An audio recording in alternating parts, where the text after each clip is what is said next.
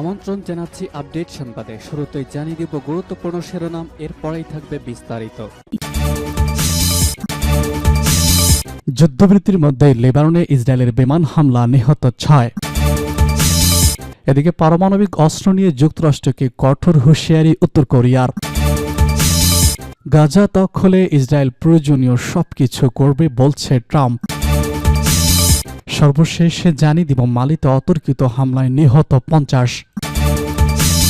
যুদ্ধবিরতির মধ্যেই লেবাননে ইসরায়েলের বিমান হামলা, নিহত 6। যুদ্ধবিরতির মধ্যে লেবাননের পূর্ব অঞ্চলে বিমান হামলা চালিয়েছে ইসরায়েলি বাহিনী। এতে অন্তত 6 জন নিহত হয়েছে, আহত হয়েছে আরো 2 জন। রোববার বিবিসির এক অনলাইন প্রতিবেদনে সব তথ্য জানানো হয়েছে। লেবাননের ন্যাশনাল নিউজ এজেন্সি জানিয়েছে, শনিবার পূর্ব অঞ্চলীয় বেকা অঞ্চলে জেনাতার শহরের কাছে সারা এলাকায় ড্রোন হামলা চালানো হয়। তবে ইসরায়েলি বাহিনী এক বিবৃতিতে বলেছে, সন্ত্রাসী গোষ্ঠী হিজবুল্লাহর অবস্থান লক্ষ্য করে হামলা হয়েছে। গত 27 নভেম্বর হিজবুল্লাহ ও ইসরায়েলের মধ্যে যুদ্ধবিরতি হয়, তবে এরপরও লেবাননে একাধিক হামলা চালানোর অভিযোগ উঠেছে ইসরায়েলের বিরুদ্ধে। তবে ইসরায়েল জানিয়েছে, তারা হিজবুল্লাহর অবস্থান লক্ষ্য করে এসব হামলা চালাচ্ছে। এর আগে গত 31 জানুয়ারি বেকা ভ্যালিতে সিরিজ হামলা চালায় ইসরায়েল। সেই হামলায় নিহত হয় অন্তত 2 জন। সেই সময়ও ইসরায়েল দাবি করে হিজবুল্লাহ স্থাপন লক্ষ্য করে তারা এসব হামলা চালিয়েছে। হিজবুল্লাহ কর্মকর্তারা ইব্রাহিম সর্বশেষ এই ইসরায়েলি হামলার নিন্দা জানিয়েছেন। তিনি একে অত্যন্ত বিপজ্জনক লঙ্ঘন এবং চরম ও সহিংস আগ্রাসন হিসেবে উল্লেখ করেন।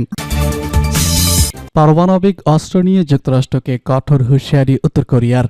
পারমাণবিক অস্ত্রের ভয় দেখিয়ে আলোচনায় জড়িত সুবিধা পাওয়ার কথা ইচ্ছা নেই উত্তর কোরিয়ার এবং নিজেদের সার্বভৌমত্ব ও জনগণের নিরাপত্তা রক্ষার্থে এসব অস্ত্র তৈরি করা হয়েছে বলে জানিয়েছে পিয়ংইয়ং।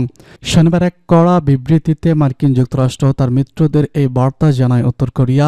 ব্রিটিশ বার্তা সংস্থা রয়টার্স এই খবর জানিয়েছে। বিবৃতিতে উত্তর কোরিয়া জানায়, তাদের পারমাণবিক শক্তি যুদ্ধের জন্য প্রস্তুত এবং শত্রুপক্ষের যে কোনো উস্কানির কঠোর জবাব দিতে সক্ষম। দেশটির রাষ্ট্রীয় গণমাধ্যম কেসিএনতে প্রকাশিত বিবৃতিতে বলা হয়েছে, খুব স্পষ্টভাবে জানতে চাই, পারমাণবিক অস্ত্র দিয়ে কারো স্বীকৃতি পাওয়া বা দর কষাকষির কোনো আগ্রহ আমাদের নেই।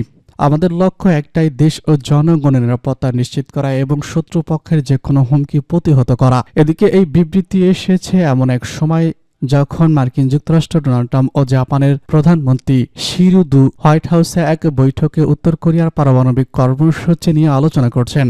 বৈঠক শেষে এক যৌথ বিবৃতিতে 2 নেতা বলেছেন, উত্তর কোরিয়ার পারমাণবিক অস্ত্র ও ক্ষেপণাস্ত্র কর্মসূচি নিয়ে তারা গভীর উদ্বেগ প্রকাশ করেছেন। তারা কোরীয় উপদ্বীপে মার্কিন পারমাণবিক নিরস্ত্রীকরণ নিশ্চিত করার অঙ্গীকারও পূর্ণ ব্যক্ত করেন। তবে ট্রাম্প প্রশাসন যেখানে কূটনৈতিক সংলাপের মাধ্যমে উত্তর কোরিয়াকে নিরস্ত্রীকরণে বাধ্য করতে চায়, সেখানে পিয়ংইয়ং এর সম্পূর্ণ ভিন্ন বার্তা দিচ্ছে। তারা স্পষ্ট জানিয়ে দিয়েছে, যুক্তরাষ্ট্র যে কোনো শর্ত মেনে নেওয়া প্রশ্নই আসে না। আমরা আমাদের নিরাপত্তা নিশ্চিত করতে পারমাণবিক শক্তি আরো জোরদার করব। উত্তর কোরিয়া এই কঠোর অবস্থান ট্রাম্পের জন্য একটি বড় কূটনৈতিক চ্যালেঞ্জ হয়ে দাঁড়িয়েছে। প্রথম প্রেসিডেন্টের মেয়াদে কিম জং উনের সঙ্গে কয়েক দফা বৈঠকে বসেছিলেন ট্রাম্প, যেখানে আংশিক নিরস্ত্রীকরণের প্রতিশ্রুতি দেওয়া হয়েছিল। তবে দ্বিতীয় মেয়াদে এসে উত্তর কোরিয়া সে পথ থেকে সরে আসছে। শুক্রবার এক বক্তব্যে ট্রাম্প উত্তর কোরিয়ার সঙ্গে আলাপ চালিয়ে যাওয়ার আগ্রহ প্রকাশ করেন। তিনি দাবি করেন, কিমের সঙ্গে আমার ভালো সম্পর্ক রয়েছে। আমরা অতীতে একাধিকবার বৈঠক করেছি এবং ভবিষ্যতে আলোচনার দ্বার খোলা থাকবে। তবে ট্রাম্পের এই ইতিবাচক মনোভাবের বিপরীতে উত্তর কোরিয়ার কঠোর বার্তা স্পষ্ট করেছে, তারা আপোষের পথ বেছে সরে এসে শক্তির মাধ্যমে নিজেদের অবস্থান বজায় রাখতে চায়। ন্যাটো ও ইউরোপীয় ইউনিয়নের কর্মকর্তারাও উত্তর কোরিয়ার সাম্প্রতিক বিবৃতির বিষয়ে উদ্বেগ প্রকাশ করেছেন। তাদের মতে, উত্তর কোরিয়া যদি পারমাণবিক অস্ত্র কর্মসূচি আরও শক্তিশালী করার দিকে যায়, তাহলে এশিয়া প্রশান্ত মহাসাগরীয় অঞ্চলের নিরাপত্তা হুমকির মধ্যে পড়বে। বিশ্লেষকরা বলেছেন, যুক্তরাষ্ট্রের সঙ্গে সংলাপ পুনরায় শুরুর কোনো আগ্রহ দেখাচ্ছে না পিয়ংইয়ং এবং তারা নিজেদের সামরিক শক্তি আরও বাড়ানোর প্রতিশ্রুতি দিচ্ছে। বিশেষ করে বিশ্লেষকদের মতে, উত্তর কোরিয়ার এই কঠোর বার্তা মূলত 2টি কারণে দেওয়া হয়েছে। যুক্তরাষ্ট্র তার মিত্রদের বোঝানো যে পিয়ংইয়ং এখন আর নিষেধাজ্ঞার চাপে হওয়ার পক্ষে নেই। দেশটির অভ্যন্তরীণ গোষ্ঠীগুলোর কাছে শক্তি প্রদর্শনের মাধ্যমে সরকারকে আরও জনপ্রিয় করা। এছাড়া উত্তর কোরিয়া এই বার্তা কূটনীতিকভাবে নতুন উত্তেজনার জন্ম দিতে পারে। যুক্তরাষ্ট্র যদি আরও কঠোর নিষেধাজ্ঞা আরোপ করে, তবে পিয়ংইয়ং আরও আগ্রাসী হয়ে উঠতে পারে। অন্যদিকে যদি কোনো সামরিক সংঘাতের পরিস্থিতি সৃষ্টি হয়, তবে এশিয়া ও বিশ্বব্যাপী নিরাপত্তা সংকট আরও ঘনীভূত হবে। প্রশ্নযুক্ত উত্তর কোরিয়ার এই বিবৃতি স্পষ্ট করেছে যে তারা যুক্তরাষ্ট্রের চাপে মাথা নত করবে না এবং পারমাণবিক শক্তি দিয়ে নিজেদের অবস্থা সুসংহত করতে চায়। এখন প্রশ্ন হচ্ছে ওয়াশিংটন কিভাবে এই চ্যালেঞ্জের মোকাবেলা করবে। গাজা দখলে ইসরায়েল প্রয়োজনীয় সবকিছু করবে বলছে ট্রাম্প। মার্কিন প্রেসিডেন্ট ডোনাল্ড ট্রাম্প জানিয়েছেন গাজা উপত্যকা দখল ও পুনর্নির্মাণের জন্য ইসরায়েল প্রয়োজনীয় সবকিছু করবে এবং যুক্তরাষ্ট্র এই প্রতিক্রিয়া বিনিয়োগ করবে। তবে এই পরিকল্পনা বাস্তবায়নে তার প্রশাসনের কোনো তাড়াহুড়ো নেই বলে জানিয়েছেন তিনি। হোয়াইট হাউসে সাংবাদিকদের সঙ্গে আলাপকালে ট্রাম্প বলেছেন, আমরা এতে কোনো তাড়াহুড়ো করছি না। শুক্রবার ইসরায়েলি গণমাধ্যম দ্য টাইম অব ইসরায়েল এক প্রতিবেদনে সব তথ্য জানিয়েছে। ট্রাম্প প্রশাসনের পরিকল্পনা অনুসারে গাজা উপত্যকা পুনর্গঠনের সময় ফিলিস্তিনিদের মিশর ও জর্ডানে স্থানান্তর করা হবে। তবে কায়রো ও আম্মান আগে এই পরিকল্পনা প্রত্যাখ্যান করেছে।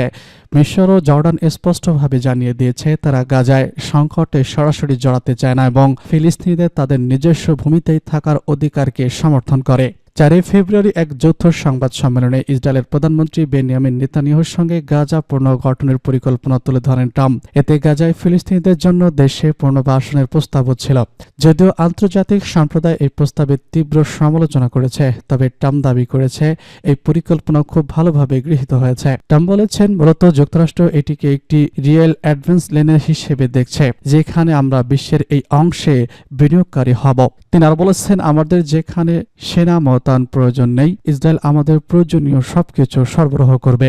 তাদের জন্য নিরাপত্তার নিশ্চয়তা থাকবে। আমরা সেখানে সরাসরি সেনা না পাঠালেও আমরা সেখানে থাকব, কারণ আমরা বিনিয়োগ করব। গাজা উপত্যকার ভবিষ্যৎ পরিকল্পনা সম্পর্কে মার্কিন প্রেসিডেন্ট বলেছেন, আমরা কেবল স্থিতিশীলতা দেখতে চাই, কিন্তু আমাদের এতে কোনো তাড়াহুড়া নেই। বিশ্লেষকরা বলছেন, ট্রাম্পের এই বক্তব্য ইঙ্গিত দেয় যে গাজার বিষয়ে যুক্তরাষ্ট্রের দীর্ঘমেয়াদী পরিকল্পনা রয়েছে, যেখানে ইসরায়েলকে প্রধান ভূমিকায় দিতে চায় ওয়াশিংটন। তবে এতে ফিলিস্তিনিদের ভূমিকা কি হবে তা স্পষ্ট নয়। ট্রাম্পের এই পরিকল্পনা নিয়ে ব্যাপক বিতর্ক সৃষ্টি হয়েছে, বিশেষ করে ইউরোপীয় ইউনিয়ন, মুসলিম দেশগুলো এবং জাতিসংঘ এই পরিকল্পনার বিরোধিতা করেছে। বিশ্লেষকরা বলছেন, ফিলিস্তিনের ইচ্ছায় বিরুদ্ধে গৃহীত যে কোনো পরিকল্পনা অঞ্চলটিতে সংঘাত আরও বাড়িয়ে তুলতে পারে। ফিলিস্তিনি নেতারা ট্রাম্পের প্রস্তাবকে সম্পূর্ণ প্রত্যাখ্যান করেন এবং এটি ফিলিস্তিনের ভূমি দখলের আরেকটি কৌশল বলে আখ্যা দিয়েছেন। এখন প্রশ্ন হচ্ছে, গাজা নিয়ে যুক্তরাষ্ট্র ইসরায়েলের দীর্ঘমেয়াদী পরিকল্পনার বাস্তবায়ন কিভাবে হবে এবং এর প্রভাব কি পড়বে ফিলিস্তিনি জনগণের ভবিষ্যতের উপর। মালিতে অতর্কিত হামলায় নিহত 50।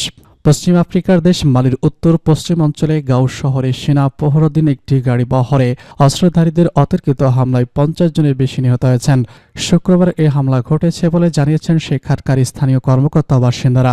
গাও থেকে প্রায় 30 কিলোমিটার দূরে অবস্থিত কোবে গ্রামের কাছে এই হামলা হয়। এই এলাকাটিতে প্রায় 1 দশকেরও বেশি সময় ধরে ইসলামী টেস্ট সংশ্লিষ্ট সংগঠন আল কায়দা সক্রিয় ভূমিকা পালন করছে, যা সার্বিকভাবে মালি ও তার প্রতিবেশী দেশ বুর্কিনা ফাসো ও নাইজারকে অস্থিতিশীল করে তুলেছে।